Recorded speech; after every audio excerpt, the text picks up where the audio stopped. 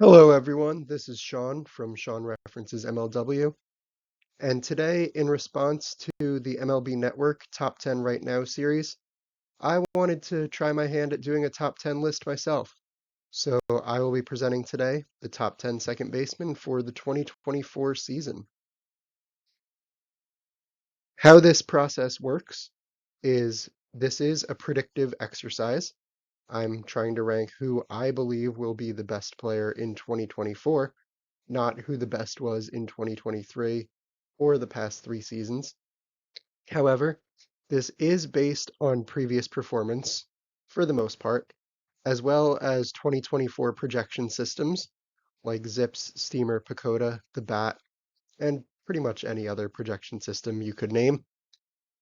I'm ranking players at the position MLB Network considered them playing for 2024. So yes, some players will be out of position. Kim Ha-sung is ranked as a second baseman, Gunnar Henderson as a third baseman, Yordan Alvarez as a left fielder, etc.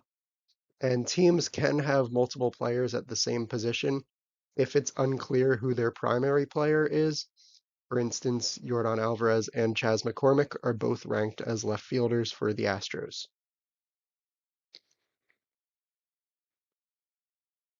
Before we get into the list, here was my top 10 second baseman list from last season.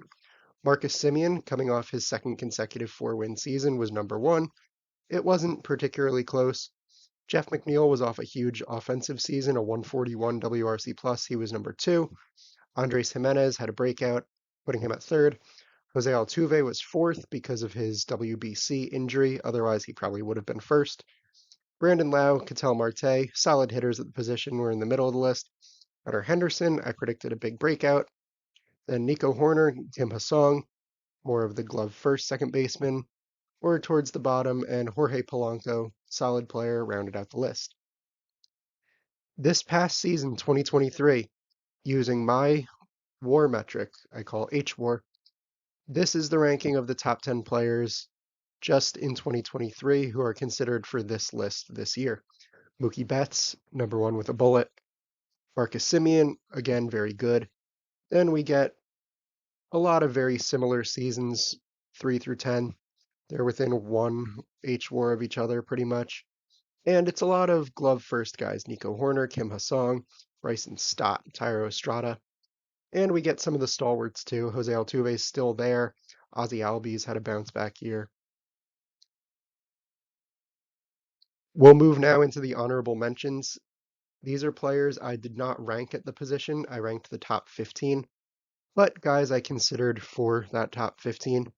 Nolan Gorman, Brandon Lau, Jeff McNeil, Jorge Polanco. Lau was probably the closest to making the list, but he has been injured for several years in a row now. Still a solid hitter. And I'm not really trusting that he's a second baseman. The Rays have played him in the outfield before. Their outfield depth is a little thin, and they do have a lot of good defensive infielders. Jeff McNeil, also keep an eye on. He's been as high as number two on this list in the past, and he's had some weird down offensive seasons before where he's come back. At numbers 11 through 15, I'm not going to spend much time on these guys, but these are the players who I thought were very good. They were very close to making the top 10. I included here how many games they played in the season, since two of them, Matt McLain and Zach Geloff, were both rookies this past year. I also wanted to point out Bryson Stott, who had a huge breakout after moving from shortstop to second base. He became one of the best second base defenders in baseball, despite being a very poor defender at shortstop. And Thairo Estrada, I just wanted to give some credit to. He had 20 outs above average last season. Moving on to the list itself, at number 10 is Nico Horner of the Chicago Cubs. Nico Horner is on this list now for a second straight season. He's going into his age 27 season in 2024, and his last 2 years have been similar in some ways, different in others. He's been basically the same offensive player with a 106 and 102 WRC plus, respectively. And his barrel rate dropped slightly in 2023. It's still very low. that is a cause for concern. He was also the same fielder, going from 13 to 15 outs above average, yet his WAR, his Fangraphs WAR, went up nearly a full win. This is largely due to a base running increase, as he went from 20 to 43 stolen bases with the new rules and the bigger bases. Uh, the big knock on Horner is his power. He only has 19 home runs in the past 2 seasons combined. And like we can see on this graphic, his barrel rate is extremely low, one of the lowest for any regular player in baseball. He is, however, an excellent fielder. Over the last 2 seasons, among all players in Major League Baseball, Horner ranks sixth in StatCast outs above average. And at the second base position, he is second behind only Andres Jimenez. He has 28 OAA the past 2 years. That is a huge number, and that alone could get him on this list. He's also fifth among the pool of second basemen, current active second basemen, the past 2 seasons combined for Fangraphs WAR, behind only Mookie Betts, Jose Altuve, Marcus Semien, and Andres Jimenez. Horner was a guy who I really wanted to put higher on this list, but second base has suddenly become a very crowded position, which has never been the case before in my rankings.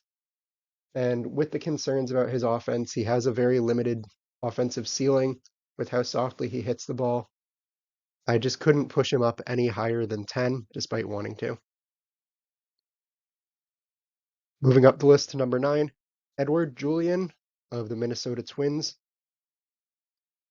Julian, this probably seems like an early ranking for him, but I'm completely sold. With a minimum of 400 plate appearances in the pool of second base eligible players, these were Julian's offensive ranks in 2023.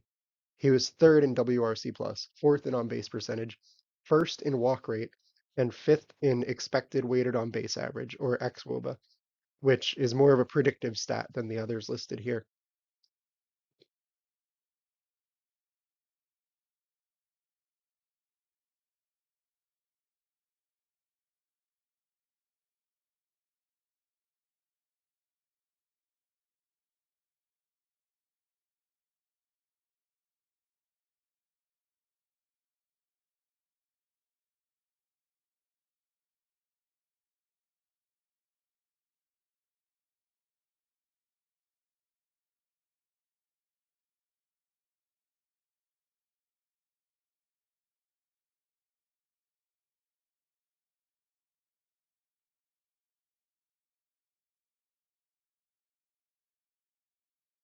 Julian is going into his age 25 season, and frankly, he's hit no matter where he's been throughout his career. I'm showing here all of the levels of minor league baseball he's played and the amount of plate appearances he took. He's never had fewer than 170 plate appearances at any level of minor league baseball, and his WRC plus has always been 139 or higher. Julian can really hit, and his StatCast metrics back that up. He was 86th percentile in barrel rate, 91st in sweet spot rate, and he also is one of the best batting eyes in baseball. He was 100th percentile in chase rate, which in this case means he chased fewer than everyone else, and he was 98th percentile in walk rate. He is very limited defensively.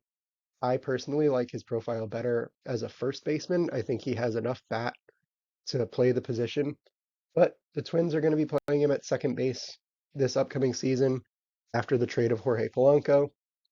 And no matter where he's playing, Julian's bat is good enough to put him on any top 10 list.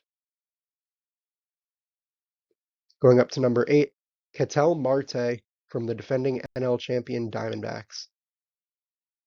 Marte, I really expected to have higher. On the first draft of this list, I had him in the top 5, and as I reevaluated the position and dug deeper in, he just kept moving down. But over the past 3 years, Marte is one of the best second base hitters in baseball. He's fifth among this pool of players in WRC plus, behind only Betts, Altuve, Arise, and Brandon Lau. We already discussed Brandon Lau. The other 3 guys we will see later on this list.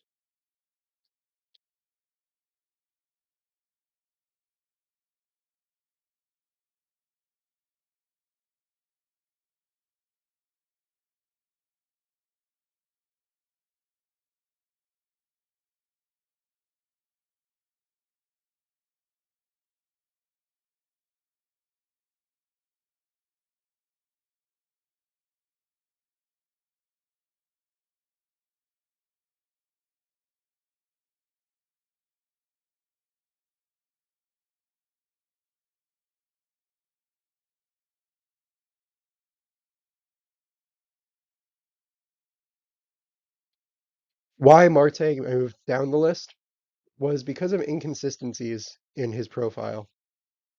You can see now the past 3 seasons, one of them was excellent. He was among the best hitters in baseball in 2021 in a small sample, putting up a 141 WRC plus, including a 318 average and slugging over 500. But that was buoyed by a 350 plus BABIP. In 2022, he was a league average bat, 103 WRC plus. His BABIP was back to a more normal range, and his exit velocity was down a full mile per hour, meaning maybe he was playing through injury, who knows? 2023, he had kind of his national coming out party in the postseason. He was a very good hitter, 127 WRC plus. His triple slash was 276, 358, 485. His BABIP was a more normal 300, and his exit velocity was back up. But he is going into his age 30 season. His StatCast metrics have been declining the past few years. He's a very fringe glove at second base, never rating better than average at the position in the past 3 seasons. He's actually played a lot of outfield as well, and he was average to below average there as well. And as you can see, his 2023 looks to be about his baseline offensive production, which is very good, but with the poor glove and the sudden glut of talent at the position, I just couldn't get Marte any higher than number 8. Up to number 7, he's back on the list, Ozzie Albies of the Atlanta Braves. Albies is always a weird guy for me to rank. I've had him very high in the past. I've had him in the top 5 some years. It at points looked like he was going to challenge for the number 1 spot. Last year, I didn't have him on the list at all. I don't even think I ranked him in the top 15 last year. He's a weird player. He's going into his age 27 season. He started his career as an excellent defender, maybe the best second base defender in baseball, with an average to above average bat. These past few years, he's been an okay defender. He was exactly average in 2021, a little above average in 22, and well below average in 23. This is going by outs above average. And his bat has been inconsistent as well. 108 WRC plus in 21, 94 in 22, and 124 in 23. This has gone along with his home runs. He's been a 30 homer guy in 2 of the past 3 seasons, but the one he wasn't, he only hit 8 home runs. As you can see, when he hits for power, he's a 4-win player. When he doesn't, he's barely a regular. Albies also has huge platoon splits. For his career, he crushes left-handed pitching to the tune of a 145 WRC plus, and against right-handed pitching, he's just average. So maybe he should go in the Cedric Mullins mold and start just hitting from the right side of the plate. Who knows? In 2023, he would have been the best hitter in baseball if he only faced lefties, a 174 WRC plus. And he was actually above average against righties too, but it is a huge split. Maybe he needs to stop switch hitting. I don't know. And his defense, it's weird. I already said he started his career as an incredible defender. You can see his career metrics in all 3 of the major defensive stats. That's runs saved, ultimate zone rating, and outs above average, are well above league average. But the past 3 years, he's mostly been right around average to well below average. I don't know what to make of Albies. I think he's a safe enough player with a high enough ceiling that I had to get him on this list. But number 7, I don't know. I'm trying to balance the upside of Albies with the downside we've seen. He's had a lot of injuries. He's broken his bird bones before. 7 feels fair to me for a guy who, if he puts it all together, could be pushing for a number 1 spot, but if things go wrong, isn't even close. Number 6, probably lower than you expected to see him, Luis Arraez of the Miami Marlins. Arraez, we all know what he does. I don't need to go into much detail here. Over the past 2 seasons, you can see his ranks across all major league hitters in several stats. He is first in batting average with a 335, first in strikeout rate with 6.3%, second in total hits, 22nd in WRC plus, which sounds less impressive, but for a second baseman, that's quite good, as well as 30th just in weighted runs created, excuse me. However, he's a dreadful defender, minus 17 outs above average the past 2 years. He really should be playing first base, but the Marlins are a team made up entirely of second basemen and play a first baseman there instead.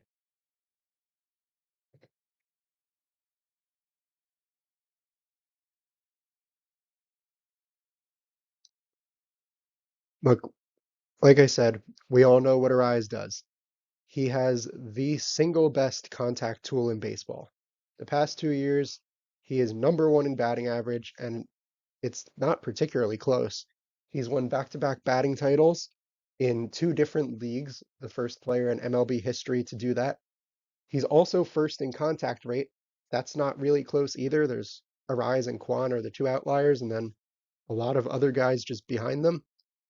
He's going into his age 27 season, so he is theoretically in his offensive prime, but he's kind of a one-trick pony.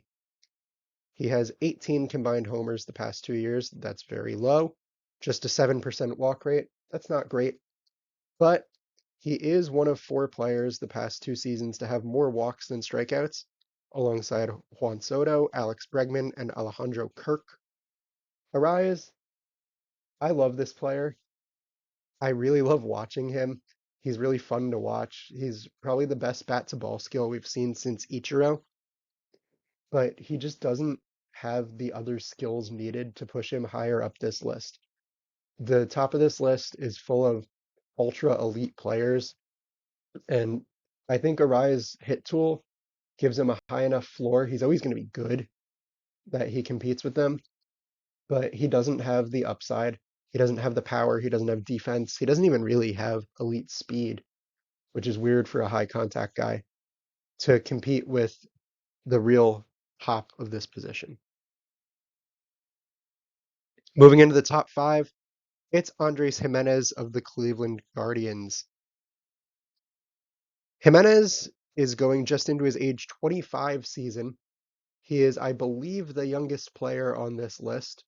He and Julian are roughly the same age. And in 2022, he was one of the best players in baseball. He had a 142 WRC plus. He slugged 466, and that combined with his elite defense, we already saw earlier, he's one of the best defenders in baseball at any position. He was a 6-win player. He received down ballot MVP support. But in 2023, he took a major step back at the plate with a 97 WRC plus and slugging under 400. He was a below average bat. He was right around league average, but still below average. But with the great defense, the good base running, he was still a 3.5 to 4 win player. And Zips, which is my preferred projection system, absolutely loves him. They project a huge bounce back, his slugging to go back over 400 at 423, a 113 WRC plus, and nearly a 5-win season.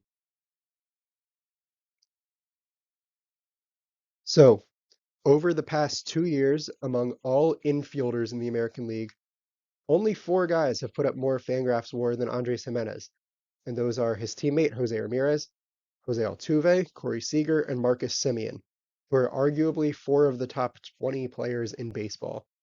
Jimenez is ahead of guys like Alex Bregman, Yandy Diaz, and Vladimir Guerrero Jr. Since Jimenez's first major league season in 2020, he's 7th among all players in outs above average. He's got 40 over that span, which is an average of 10 a year, but that includes the shortened season in 2020 when he wasn't playing full time. One thing I wanted to point out in Jimenez's profile that helps him move higher up this list for me is his StatCast splits between his first and second half in 2023. In the first half, he had a hard hit rate of 24.9%, and in the second half, it was 29.1%. That is a major increase, and it really gives me a lot of hope for his offense moving forward because we saw this past season even a league average to slightly below average hitting Andres Jimenez is about a 4-win player. If he hits above average, he's probably not going to be an MVP ballot guy like he was in 22, but this is an excellent, excellent player, especially with the elite defense. Up to number 4, probably my hottest take on the list, Kim Ha-sung of the Padres. And yes, I know Kim is going to be playing shortstop primarily this season with Xander Bogaerts moving to second base. MLB Network ranked Kim at second and Bogaerts at short, so I have to do the same, unfortunately. Kim keeps getting better. He's moving into his age 28 season. He's played 3 seasons in MLB now, and each one of them was better than the last. In 2021, he was a horrible hitter to the tune of a 171 WRC plus. He hit just 8 homers and stole just 6 bases. He was still an above replacement player because his defense was good. He has positional versatility, but it really looked like the Padres had blown this signing like they have several other signings. In 2022, we started to see it a little. He was an above average hitter, 106 WRC plus. He still didn't hit for powers, only 11 home runs, and he still didn't run much, 12 steals. But his defense with the above average bat meant he was a 4-win player. Then in 2023, we started to see what we thought we were getting from his KBO highlights. 17 home runs, a 112 WRC plus, 4.5 FWAR, and he used the new rules to his advantage to steal 38 bases. What really gets me excited about Kim, though, is when you look under the hood, he's really getting better at everything. His walk rate in 2023 was 86th percentile across all of baseball. His chase rate was 90th, his whiff rate was 91st, and he's improving in these categories significantly. His walk rate jumped way up from 2022. His chase rate was slashed, his whiff rate was slashed. It's actually gone down each of his seasons playing in the country. His on base is now up to 351, which is an elite number. His xwOBA continues to improve. His base running got much better. He went from being about 2 runs to about 5 runs. And his defense, he's always been a very good defender. I'm excited to see what Kim does this next season. I think he's going to keep his plate discipline and maybe even improve it more. He tapped into some more power last year. I think that could stay.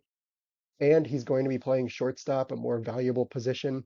There's no indication in his profile that there should be a decline in defense with him moving there. I'm really excited for this upcoming season from him. I could see him putting up a 5-win year. Up to number 3, I I don't want to talk about him. I know I'm going to get hate. It's Jose Altuve of the Houston Astros. Look, I love Altuve. He's one of my favorite players in baseball. While I have you here, he did not participate in the sign stealing scandal. That has been proven. The buzzer rumors have always been unsubstantiated. I just wanted to get that out of the way. Before discussing the player, Jose Altuve is one of the best hitters in baseball. Over the past 3 seasons, he's put up WRC plus numbers of 128, 164, and 154. The lowest on that list was still the 40th best hitting season in baseball. He's been 5th and 11th the other 2 seasons. In the past 3 years combined, he has a 147 mark, which is 9th among all hitters. And the past 2 seasons, a 160, which is 4th among all hitters. Altuve is just straight up one of the best offensive players in baseball. Even at his advanced age, he is going into his age 34 season. He's a player who rates. So why do I only have him at number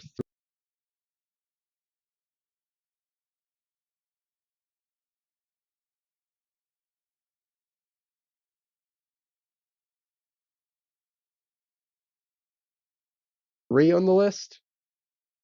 It's because there's a lot of concerns I have about Altuve as a player. From 2022, which was a monstrous season, he finished, I believe, fourth in MVP voting and really probably should have been a finalist above Yordan Alvarez. He slipped going into 2023. His strikeout rate went up, his chase rate went up, he was swinging and missing more, he was swinging and missing in the zone more even. He hit fewer fly balls, his xWOBA dropped, his BABIP went way up, which explains some of why his offensive production stayed at about the same level. He went from a slightly above average defender to a slightly below average defender. His sprint speed is down more than a full foot per second. I have real concerns about Altuve. That held me back from putting him at the 1 or 2 spot in this list. He's also been injured. He played only 90 games last year and batted only 410 times. I know Altuve is going to hit. We all know Altuve is going to hit, but he's probably not going to keep hitting at the level he has the past 2 seasons, and that holds him back from the top two at this position. Going up to number 2, it's the defending champ both on this list and in baseball, Marcus Semien. Semien is, I believe, one of the more underrated players in baseball. He gets a lot of his value from volume. Guys like that are always a little underappreciated. Since 2019 onward, no player in baseball has played more games or taken more plate appearances than Marcus Semien. He's also produced the 6th most weighted runs created in that span. He's 12th in base running runs. He's 8th in Fangraphs WAR among all position players, and he's 67th total in outs above average, which is not elite, but still very good. It shows you he's an above average defender.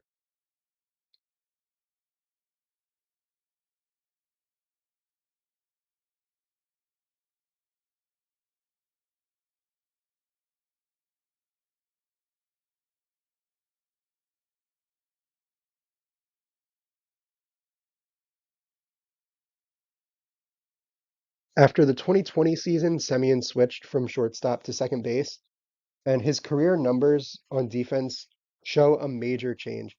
As a shortstop, he was not very good. Defensive runs saved liked him. They had him as +5 for his career, but outs above average hated him at -27, and ultimate zone rating thought he was right about average. The past 3 seasons as a second baseman primarily, he's been excellent. 37 runs saved, 15 plus ultimate zone rating, 27 outs above average. He's now a very good defender who plays pretty much every day, and that pays off in his value. As you can see, each of the past 4 full seasons, this is not counting 2020, he has been a top 50 player in baseball, and he's been in the top 10 3 times, including 2023, where he was 6th among all position players with a 6 WAR season. He actually has 3 6+ win seasons in the past 5 years, and even his down year in 2022, where he didn't hit as well, he was still a 4 win player. Semien is excellent. He's underappreciated. He's remaining underappreciated because he didn't have a good postseason, but I'm not holding that against him. I think he's arguably a top 10 player in baseball, and he would have gone back to back as the number 1 second baseman if it weren't for the number 1 guy. We all know who it is, Mookie Betts of the Los Angeles Dodgers. There was really no question here. Mookie Betts was going to be number 1. He might be the number 1 player in all of baseball.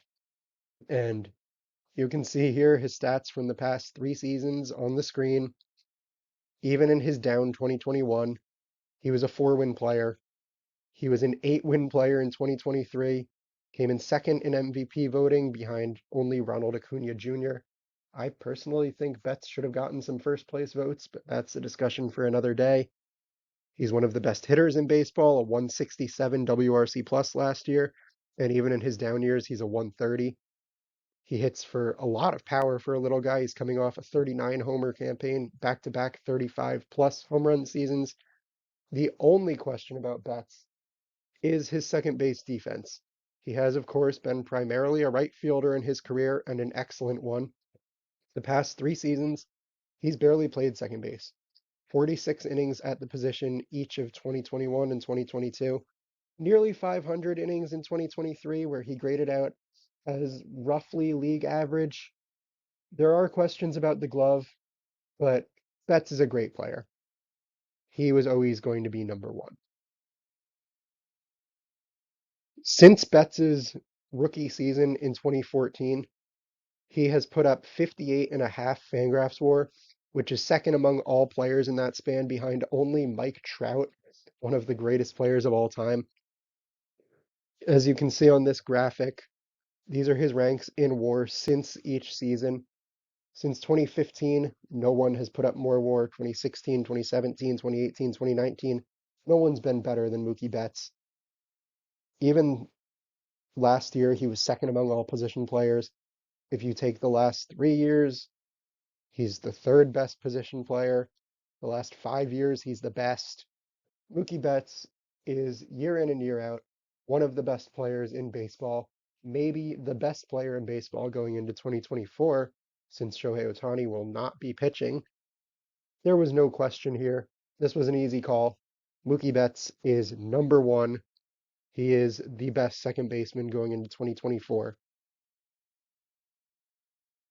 There's just one thing left to do here, and that's compare my lists to the MLB Network list. And I also included what the list would be among the Fangraphs depth chart projections.